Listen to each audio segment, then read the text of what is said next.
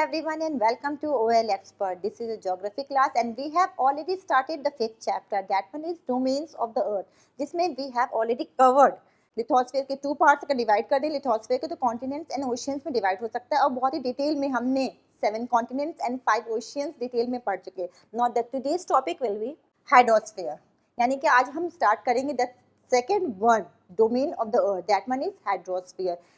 हम बात करते हैं अगर स्पेस से देखते हैं अर्थ को तो it's look like a blue planet. क्यों कहते हैं ब्लू प्लैनेट के नाम से भी अर्थ को जाना जाता है? क्योंकि 71% of the earth is covered by the water bodies.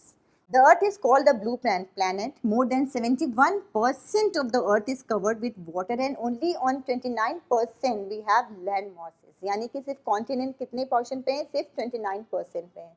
That's why maximum portion क्या है? वाटर बॉडीज से कवर्ड. दैट्स वाई अगर हम स्पेस से देखते हैं तो ये क्या दिखता है? वाटर की वजह से ही ब्लू दिखता है. That's why it is called blue planet. Hydrosphere consist of water in all forms.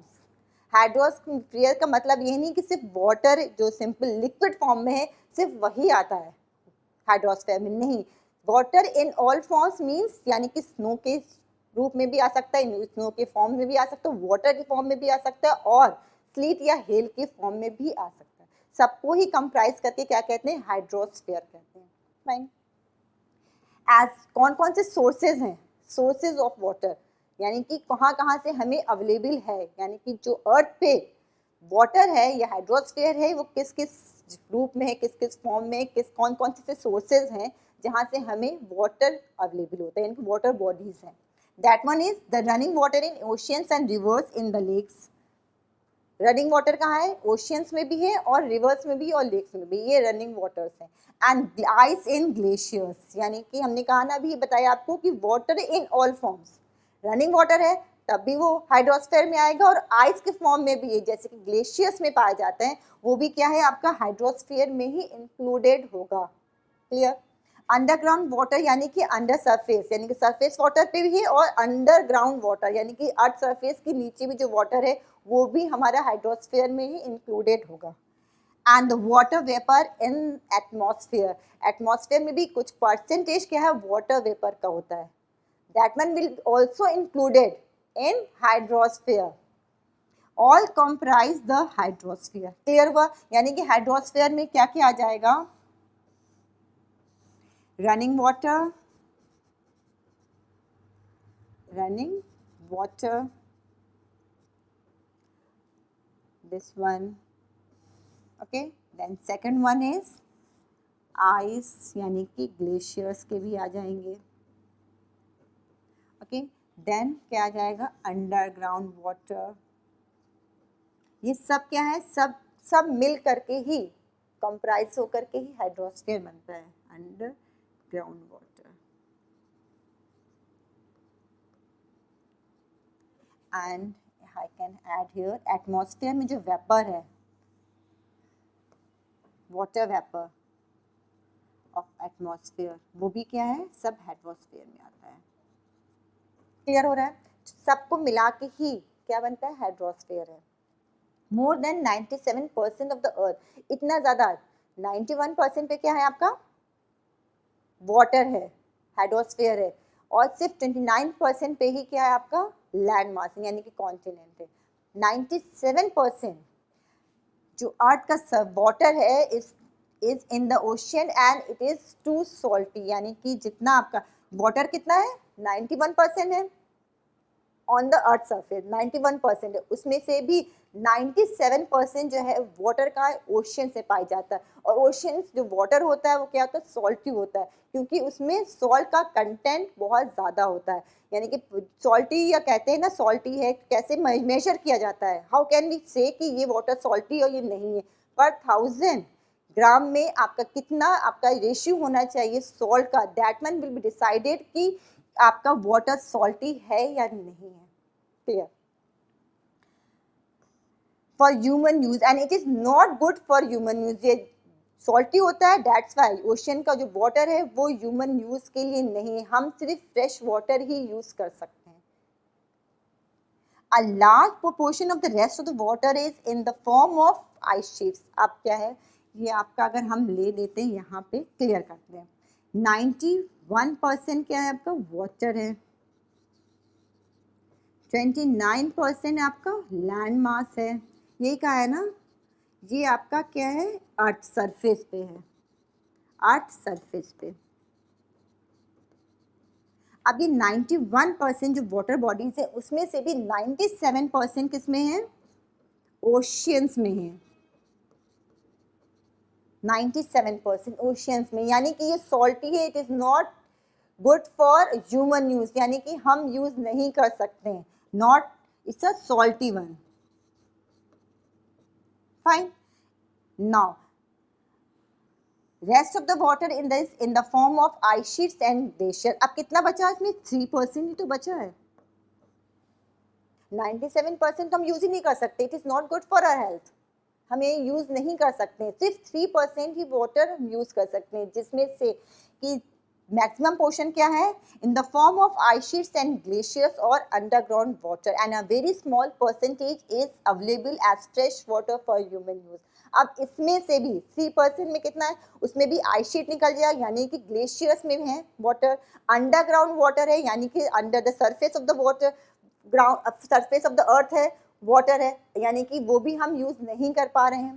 Fine, सिर्फ थोड़ा सा ही पानी ऐसा है, उसमें भी बहुत ही कम परसेंटेज हमको मिल पाता है as a fresh water to use, यानी कि ह्यूमन बीइंग को सर्वाइवल के लिए जो फ्रेश वाटर मिलता है उसका परसेंटेज बहुत ही कम है। अगर हम बात करते हैं ब्लू प्लैनेट की, जैसा कि अर्थ को कहते हैं ब्लू प्लैनेट, यहाँ की empty of ample of water है, यहाँ पे यही है ना, यहाँ पे वाटर की अवेलेबिलिटी बहुत ज्यादा है, that's why it is called blue planet. But still हमारे यहाँ पे सर्वाइवल के लिए क्या पड़ रहा है, हमारे सर्वाइवल के लिए 1% ही सिर्फ वाटर अवेलेबल है on the surface of the earth. पानी की तब भी कमी है, क्यों, क्योंकि हमें फ्रेश वाटर चाहिए for survival. Ocean water salty होता है, वो हम यूज नहीं कर सकते हैं। दिस वन यू कैन सी 97.5% कहाँ है, ओशियंस में है, and it is not good for our health, हमारे लिए है ही नहीं वो वाटर। ओनली 2.5% फ्रेश वाटर है, जिसमें से भी क्या है, ग्लेशियर्स में, यानी कि आइस शीट में, स्नो क्लैड एरियाज में चला गया। अंडरग्राउंड वाटर है, वो भी हम यूज नहीं कर सकते हैं। Fine, now you can see here, this was your task कि आप ये ब्लॉक्स दिए हैं, ब्लॉक्स के अकॉर्डिंग आप एक कंपैरिजन कर सकते हैं कि ब्लॉक्स को कौन कर ले, और उसके अकॉर्डिंग आप बता सकते हैं कौन सा कॉन्टिनेंट बड़ा है, कौन सा छोटा, which one is the largest one and which one is the smallest one. You can count the, you can start from here and count करके यहाँ पे लिख सकते हैं कि how many blocks are here, तो उसको कंपैरिजन कर सकते हैं आप कि which one is the largest one and which one is the smallest one. This is your task, you can do and बहुत ही इंजॉय करेंगे, क्योंकि you can count 1 2 3 4 5 6 7 8 9 10 11 12 13, you can write 13 here. The same way you can write here for Australia also, for Africa also, for Asia also, Europe also, North America, for this is for South America. फिर आप comparison कर देंगे, जो सबसे ज़्यादा, जो सबसे largest award number आएगा that one will be the largest continent, और जिसका सबसे स्मॉलेस्ट और first second third fourth fifth six seventh you can count बना सकते हैं। आपकी जो सबसे ज़्यादा है वो फर्स्ट वन है, यानी कि लार्जेस्ट वन है, जो सबसे कम वो स्मॉलेस्ट वन है। Fine, you can do by your own. Now come to this point, हम हाइड्रोस्फीयर की बात कर रहे थे। हाइड्रोस्फीयर में that's why being a blue planet we face a shortage of water, इसी की वजह से हम क्या करते हैं, शॉर्टेज ऑफ वाटर। हमें आए दिन न्यूज़ में सुनने को मिलता है, वी लिव इन इंडिया, तो इंडिया में तो बहुत ज़्यादा आता है कि आए दिन शॉर्टेज हो गई, क्या एरिया में सूखा पड़ गया, क्या पानी पीने की कमी है। And you can C, news में भी देख सकते हैं, और आपने अगर यूट्यूब पे बहुत सारे ऐसे वीडियोस भी पढ़े हैं जिसमें आप देखते हैं कि बहुत सी लंबी लंबी लाइनें लगी हुई हैं, और पॉट के साथ लोग एक जगह से दूसरी जगह फेच करते हैं, वाटर को लेके जाते हैं। बहुत से ऐसे एरिया हैं जहाँ पे फ्रेश वाटर अवेलेबल नहीं है, कोस्टल एरियाज में रहते हैं तब भी, क्यों, क्योंकि कोस्टल एरियाज का पानी हम पी नहीं सकते, it's not a good for a health.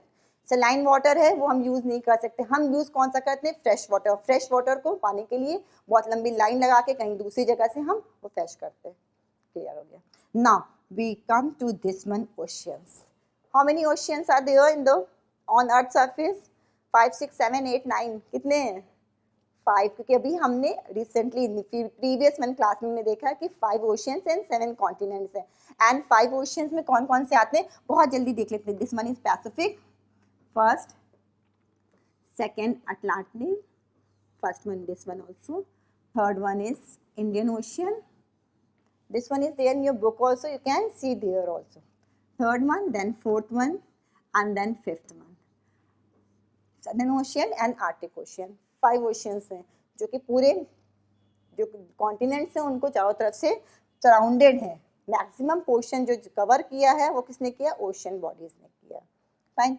Oceans are the major part of hydrosphere. They are all interconnected. ये हमने पहले भी कहा था, कोई बाउंड्रीज नहीं है वाटर बॉडीज के लिए कि ये आपकी पैसिफिक ओशियन का जो वाटर है वो इस साइड इंडियन ओशियन में मिंगल नहीं होगा. Of course there is no boundary. कोई बाउंड्री दिख रही है आपको कि बाउंड्री बना दी कि जैसे आपके घरों में बनती है बाउंड्रीज बन गई तो आप इधर से उधर आप जा नहीं सकते हैं या फिर आप पास ऑन नहीं हो सकते.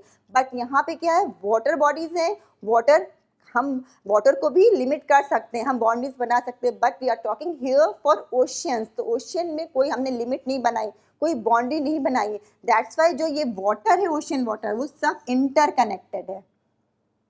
यानी कि जो पैसिफिक ओशियन का वाटर है इंडियन ओशियन में मिक्सअप हो जाएगा, यहाँ से यहाँ मिक्स हो जाता है. ये यहाँ मिक्स हो जाएगा, ये यहाँ मिक्स हो जाएगा. This one will be here, this one will be here. It can come from this side. Water body से आराम से मिक्सअप हो सकते हैं. The ocean waters are always moving. अब हम ओशन वाटर की बात करते हैं. अगर हम किसी पॉन्ड या लेक की बात करते हैं तो वो वाटर आपका, ये अगर पॉन्ड है आपका तो ये स्टिल भी हो सकता है. अगर विंड ब्लो नहीं कर रही है तो क्या आपको वाटर बिल्कुल स्टिल दिखाई देगा, ठहरा हुआ पानी दिखाई देगा अगर विंड ब्लो नहीं करी. अदरवाइज इसमें भी हल्के हल्के से वेव्स दिखाई देंगे.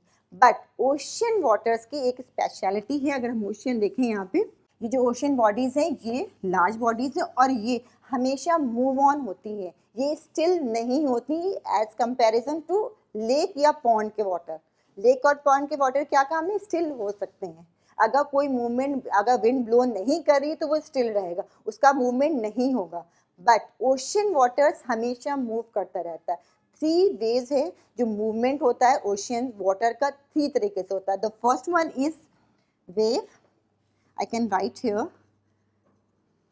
आपको वेव दिखाई दे सकते हैं, टाइड्स दिखाई दे सकते हैं and ocean currents. Later on in the next classes में आपको बहुत डिटेल में भी पढ़ेंगे आप इनको टॉपिक्स को. एंड करेंट्स, इन तीनों की वजह से कंटिन्यूसली मूवमेंट होता रहता है ओशियन वाटर में. यानी कि ओशियन वाटर कभी भी स्टिल नहीं रहेगा, ठहरा हुआ पानी नहीं रहेगा, हमेशा कोई ना कोई मूवमेंट होता रहेगा. या तो ये होगा, वेव्स चलती रहेंगी, या टाइड आएगा, या करेंट्स. मूवमेंट हमेशा होता रहता है. The ocean waters are always moving. The 3 chief movements of ocean waters are the waves, the tides, and the ocean current. The same thing what I have said to you right now. Okay.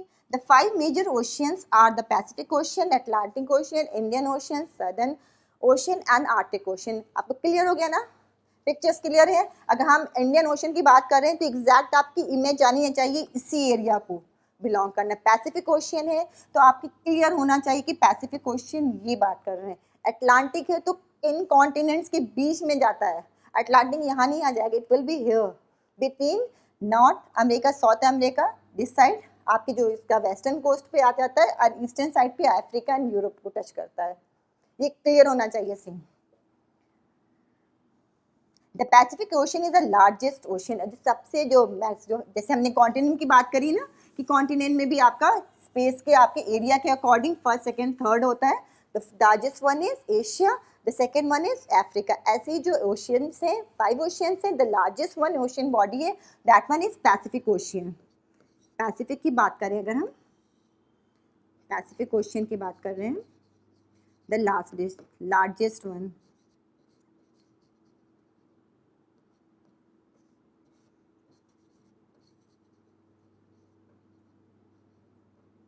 Okay, it is spread over 1/3 of the earth surface. You can see here also maximum portion क्या cover किया है, Pacific ocean में करा है. Maximum portion 1/3 of the earth surface. Mariana trench हम पहले ही बता चुके हैं, जो डीपेस्ट वन 11,022 मीटर्स इसकी डेप्थ है. ये आपका सी लेवल है. ये सी लेवल है 0 पे, एंड अबव इट क्या है, एलिवेटेड एरिया होता है, जैसे कि माउंटेन्स हैं या फिर प्लेटोज हैं, ये सब क्या है, ये इस एरिया पे आएंगे। एंड बियॉन्ड दिस वन, यानी कि सी लेवल से नीचे जो बात करते हैं वो डेप्थ की बात करते हैं, यानी कि नीचे गहराई कितनी है इसकी, मैरियाना ट्रेंच की जो पैसिफिक ओशियन में ही है, दैट वन। ओके, यहाँ पे इसकी क्या है, इसकी डेप्थ है 11,022 metres. It is the deepest one.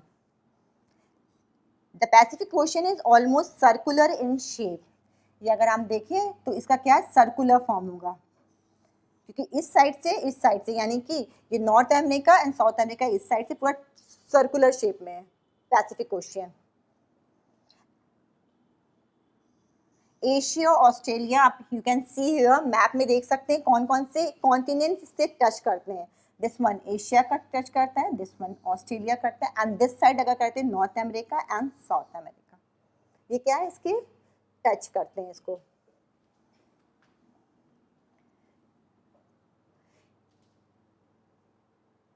The Atlantic, the second one, ये फर्स्ट हो गया आपका। अब सेकेंड की बात करते हैं, Atlantic. You can see here, अगर हम ये which one letter is this, obviously S, S ऐसे ही तो लिखते हैं, दिस वन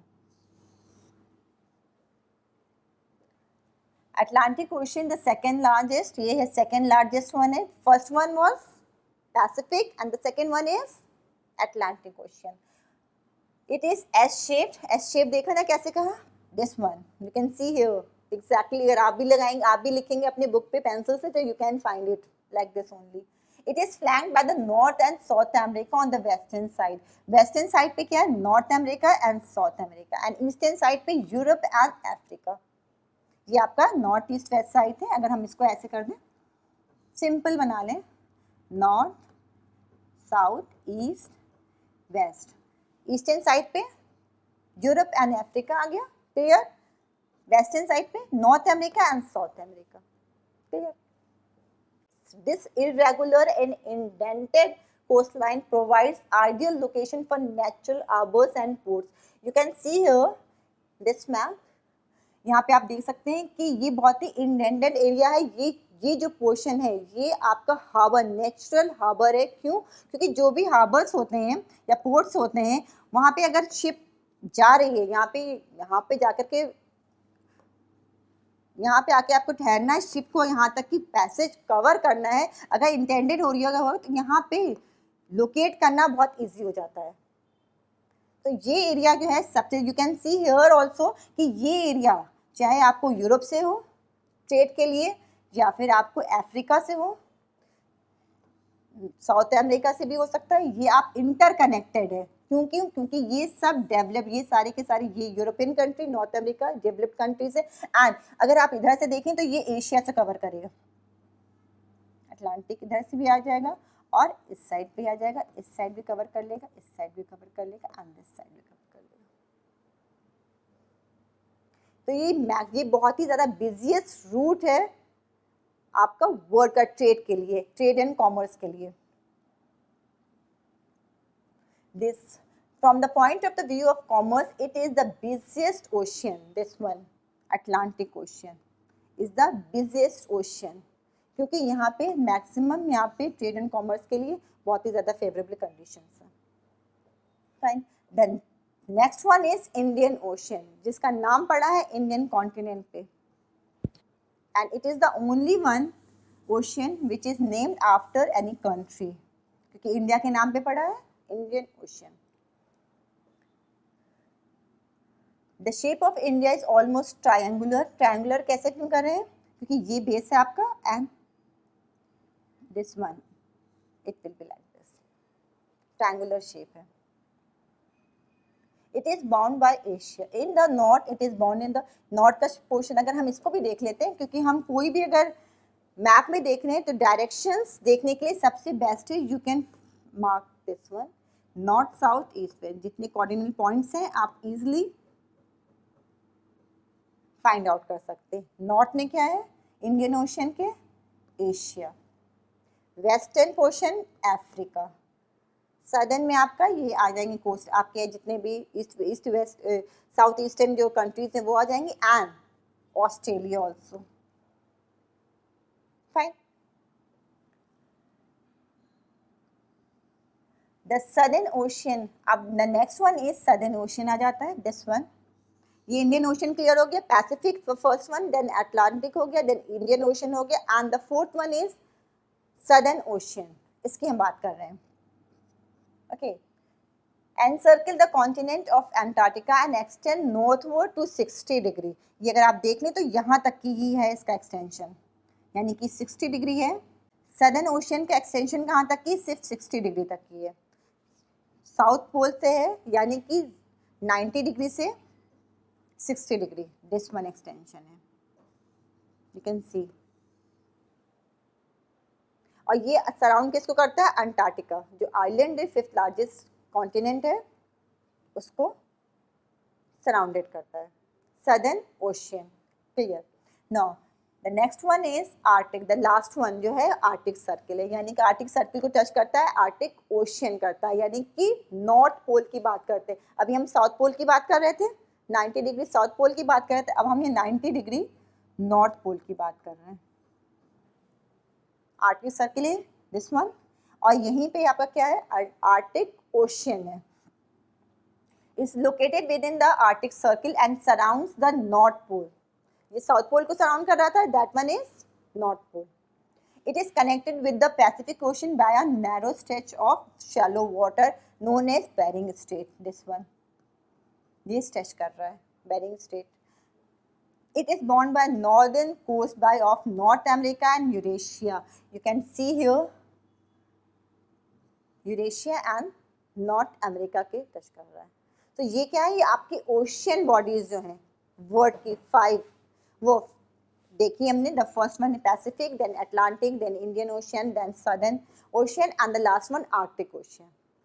कहाँ एग्जैक्टली लोकेट करती हैं, कौन कौन से कॉन्टिनेंट्स इसके से सराउंडेड हैं. Fine. I'm just concluding this topic here only, and we are going to continue this one with atmosphere in the next class. Till then, take good care of yourself. Thank you.